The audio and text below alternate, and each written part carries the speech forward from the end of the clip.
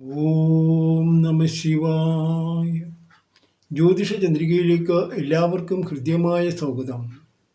ഇന്നത്തെ അധ്യായത്തിലൂടെ പറയുന്നത് ഇടവം രാശിക്കാരുടെ ഇപ്പോഴത്തെ ഗുണങ്ങളെക്കുറിച്ചും മഹാശനിമാറ്റത്തിലൂടെ ഇടവം രാശിക്കാർക്ക് കിട്ടാൻ പോകുന്ന സൗഭാഗ്യങ്ങളെക്കുറിച്ചും നേട്ടങ്ങളെക്കുറിച്ചും കൂടാതെ മേടം രാശിക്കാരുടെ കഴിഞ്ഞ 2.5 വർഷത്തെ കാലത്തെ ഗുണങ്ങളെക്കുറിച്ചും കൂടാതെ ചിങ്ങം രാശിക്കാരുടെ പ്രധാനപ്പെട്ട ഇപ്പോഴത്തെ കാര്യങ്ങളുമാണ് പറയുന്നത്.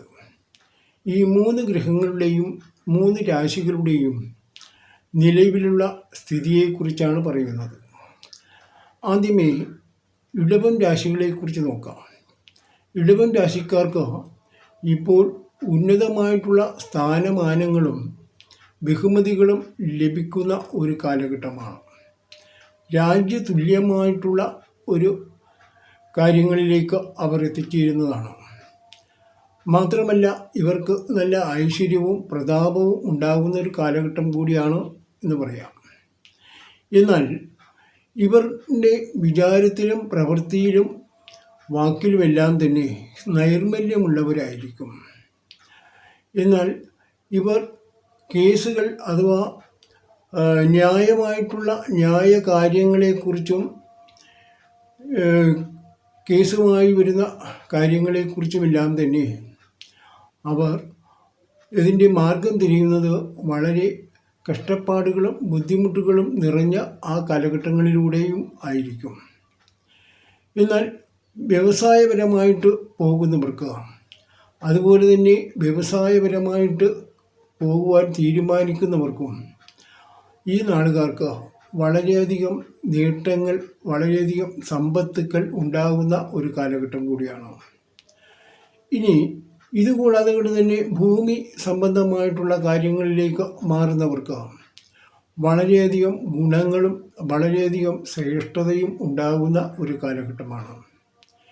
ഇവരുടെ ഇപ്പോഴത്തെ ഗ്രഹനില എന്ന് പറയുന്നത് മീനത്തിൽ 4 ഗ്രഹങ്ങളാണ് നിൽക്കുന്നത്. മീനത്തിൽ 5 ഗ്രഹങ്ങൾ നിൽക്കുന്നു. അത് ഇപ്പോൾ ശനി മീനത്തിലേക്ക് മാറി.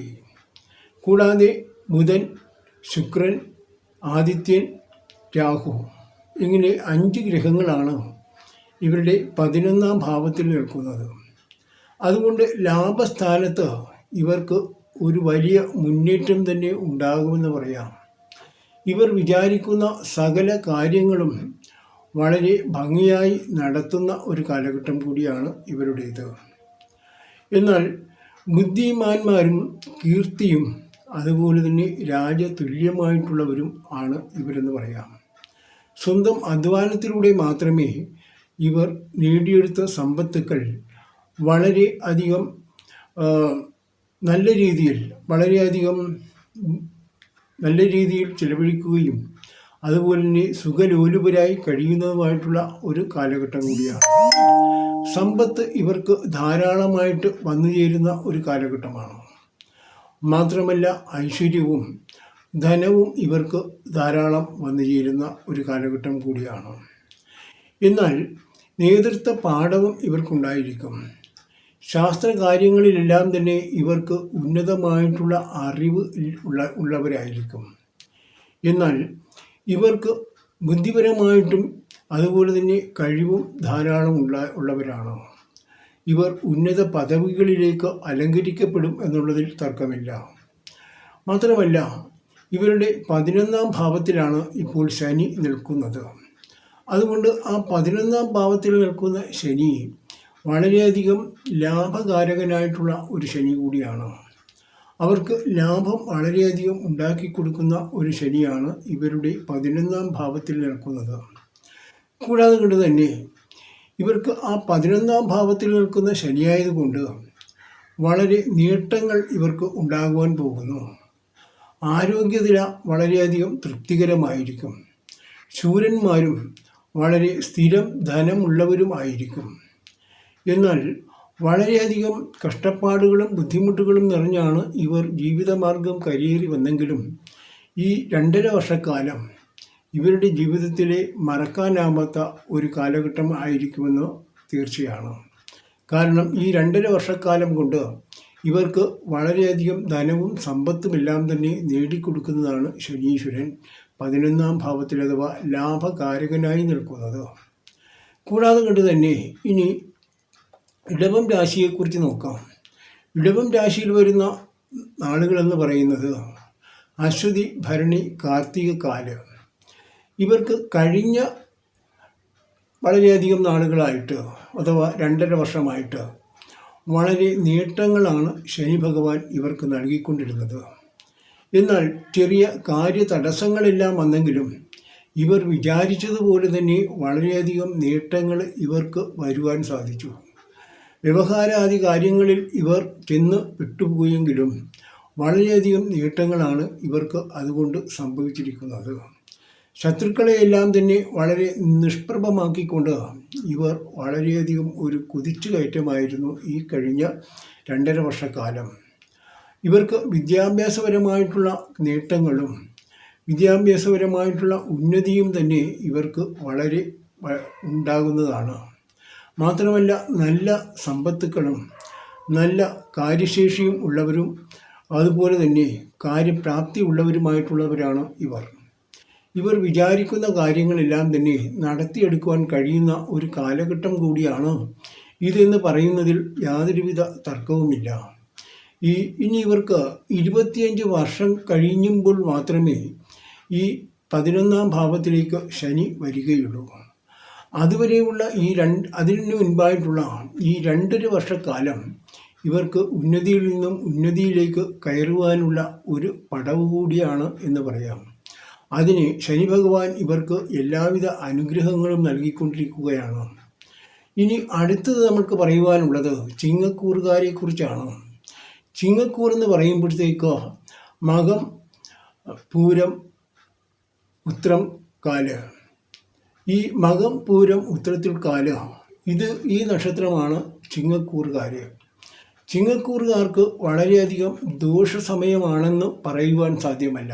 കാരണം അഷ്ടമത്തിലെ ശനി ഇഷ്ടത്തെ ചെയ്യുമെന്നാണ് പറയുന്നത്. ആ ഇഷ്ടത്തെ ചെയ്യുന്നത് വളരെയധികം നേട്ടങ്ങൾ ഇവർക്ക് ഇനി ഉണ്ടാകും.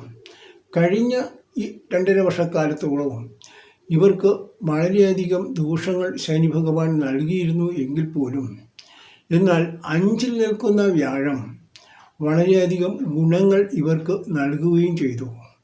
മാത്രമല്ല ഇപ്പോൾ നിൽക്കുന്നത് ശനി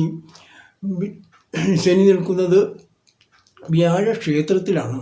വ്യാഴക്ഷേത്രത്തിലായതുകൊണ്ട് ശനി ഭഗവാന് വളരെയധികം നേട്ടങ്ങൾ കൊടുക്കുവാൻ മാത്രമേ കഴിയുകയുള്ളൂ. കാരണം എല്ലാ ദേവന്മാരും അനുകൂലമാകുമ്പോൾ അപ്പോൾ വ്യാഴം അനുകൂലമാണെങ്കിൽ എല്ലാ ദേവന്മാരും അനുകൂലമായിരിക്കണം എന്നാണ്.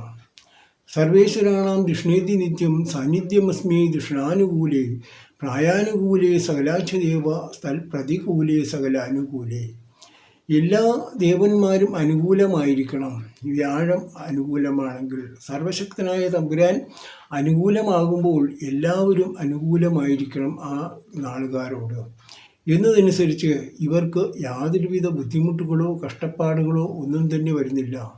ഇവരുടെ ഇഷ്ടമനുസരിച്ച് ഇവരുടെ ആഗ്രഹമനുസരിച്ച് ഇവരുടെ താല്പര്യമനുസരിച്ച് എല്ലാ കാര്യങ്ങളും മംഗളമായി നടത്തുവാൻ ഇവരെക്കൊണ്ട് കഴിയുന്നതാണ്. കാരണം ഇവർ നിൽക്കുന്നത് ശനിയുടെ വ്യാഴത്തിൻ്റെ 5ാം ഭാവത്തിലാണ് ഇപ്പോൾ നിൽക്കുന്നത്. എന്നാൽ ആ വ്യാഴത്തിൻ്റെ ഒരു ദൃഷ്ടി ഉണ്ടെങ്കിൽ പോലും ഏപ്രിൽ 14 വ്യാഴം മിഥുനം രാശിയിലേക്ക് മാറുകയാണ് ചെയ്യുന്നത്. അങ്ങനെ മാറിയെങ്കിൽ പോലും ഇവർക്ക് വളരെയധികം നേട്ടങ്ങൾ ശനി ഭഗവാൻ നൽകിക്കൊണ്ടിരിക്കുകയാണ്. അതുകൊണ്ട് ഇവർക്ക് യാതൊരുവിധ ദോഷങ്ങളും വരുന്നതല്ല. എല്ലാവിധ സമ്പത്തുക്കളും എല്ലാവിധ ശ്രേയസ്സുകളും എല്ലാവിധ ആരോഗ്യവും ഭഗവാൻ നൽകട്ടെ എന്ന് പ്രാർത്ഥിച്ചുകൊണ്ട് എല്ലാവർക്കും നന്മകൾ മാത്രം നൽകണമേ എന്ന് പ്രാർത്ഥിച്ചുകൊണ്ട് എല്ലാവർക്കും സുഖം, സൗകര്യം, സമ്പത്ത് എല്ലാം നൽകണമേ എന്ന് പ്രാർത്ഥിച്ചുകൊണ്ട് വൈക്കത്തപ്പൻ്റെ നാമധേയത്തിൽ ഇന്നത്തെ അധ്യായം നാം ഉപസംഹരിക്കുകയാണ്. എല്ലാവർക്കും നന്ദി, നമസ്കാരം.